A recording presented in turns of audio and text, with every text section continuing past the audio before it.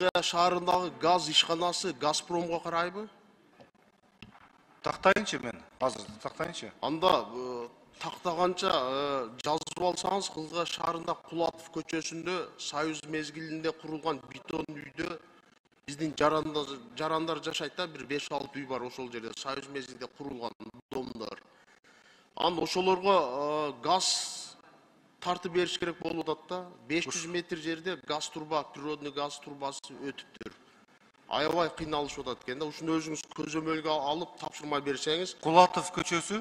Кулатов көчөсү, Кызылка шаарында. Домчу канча? Дом 4-5 үй бар ошол жерде. 150, 151, 152 ошондой кеткен да.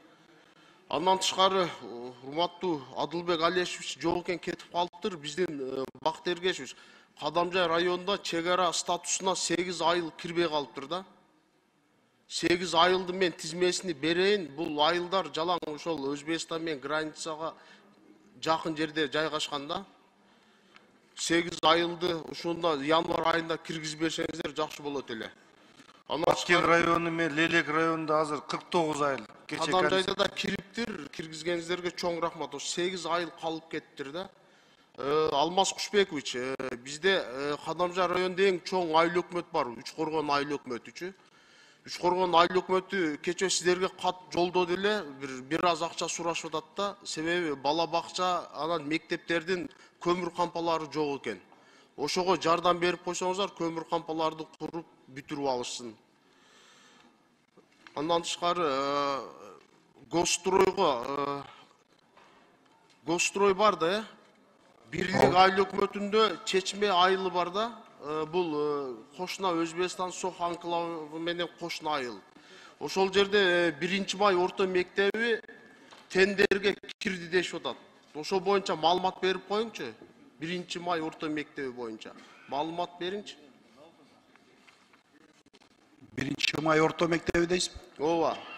Кадамжай району Бирлик айыл өкмөтү Чечме айылы.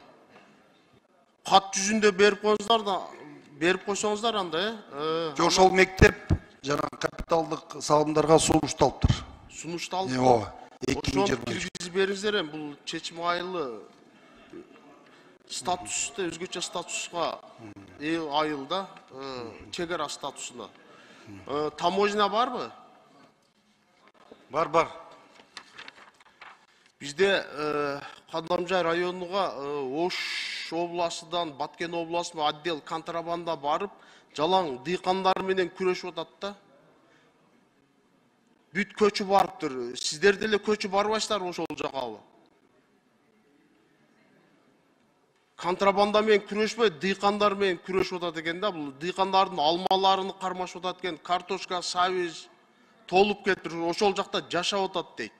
Бакыт Эргешевич, ушу боюнча бир өзүңүз көзөмөлдөп коюңчу. Хорошо. Же көчүрүп алып барып коелу.